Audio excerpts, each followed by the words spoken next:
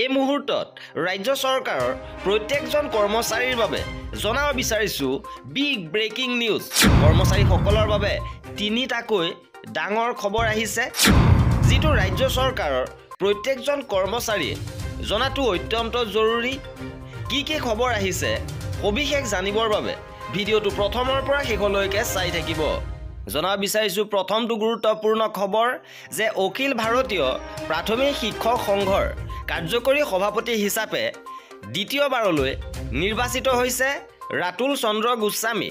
দ্বিতীয়বাৰৰ বাবে দায়িত্ব লাভ কৰিছে অসম ৰাজ্যিক প্ৰাথমিক শিক্ষক সন্মিলনীৰ প্ৰধান সম্পাদকৰ দায়িত্বত আছে গোস্বামী, যিটো সকলোৱে অৱগত। আৰু দ্বিতীয়বাৰৰ বাবে অখিল ভাৰতীয় প্ৰাথমিক শিক্ষক সংঘৰ কাৰ্যকৰী সভাপতি হিচাপে দায়িত্ব লাভ কৰিছে। আৰু এইবাৰ জনাব বিচাৰিছো দ্বিতীয়টো গুৰুত্বপূৰ্ণ খবৰ দিছে শিক্ষা বিভাগৰ পৰা।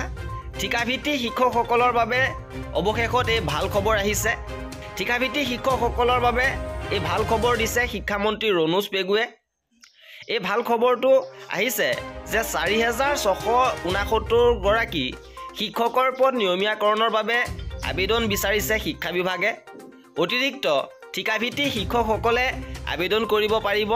আৰু ৱেবছাইটটো দি দিছে madhyamik.assam.gov.in জৰিয়তে এই পদৰ বাবে আপোনালোকে আবেদন কৰিব পাৰিব। আৰু নিয়মীয়াকৰণ হোৱা শিক্ষকসকলক বেছিক দৰমহাৰ লগতে গ্ৰহণযোগ্য ভাত্তা প্ৰদান কৰা হ'ব। আৰু নিয়মীয়াকৰণৰ এবছৰৰ পিছতে বৃদ্ধি পাব দৰমহা। কিন্তু প্ৰাৰ্থীসকলে পূৰ্বে কৰা কামৰ পে প্ৰটেকশ্যন দাবী কৰিব নোৱাৰিব। কোনো ধৰণৰ ভৱিষ্যত নিধি সমৰ্থন গ্ৰহণযোগ্য নহ'ব।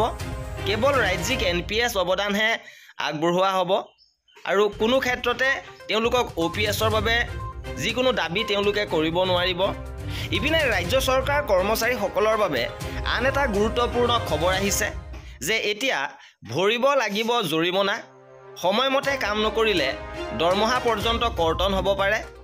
আৰু 100 টকাৰ পৰা 10,000 টকা পৰ্যন্ত জৰিমনা হ'ব পাৰে। শেহতীয়াভাৱে ৰাজ্য চৰকাৰে মুকলি কৰিছে ৰাজ্যিক ৰাজহুৱা সেৱা অধিকাৰ আয়োগ। আৰু চৰকাৰী কাম কাজত অসুবিধাৰ সন্মুখীন হ'লে এই আয়োগত অভিযোগ দিব পাৰিব। আৰু অভিযোগ দিলে ইয়াৰ ওপৰত ব্যৱস্থা গ্ৰহণ কৰিব চৰকাৰে। লগতে কামৰ নিৰ্দিষ্ট সময়সীমা বান্ধি দিয়া হৈছে। নিৰ্দিষ্ট সময়ৰ ভিতৰত কাম সম্পাদন কৰিব লাগিব কৰ্মচাৰীসকলে। এই আছিলে আজিৰ ভিডিঅ'টোত। কৰ্মচাৰীসকলৰ প্ৰতিটো আপডেট লাভ কৰিবৰ বাবে আমাৰ চেনেলটো ছাবস্ক্ৰাইব কৰি ৰাখিব। ভিডিঅ'টো শেষলৈকে চোৱাৰ বাবে বহুত ধন্যবাদ।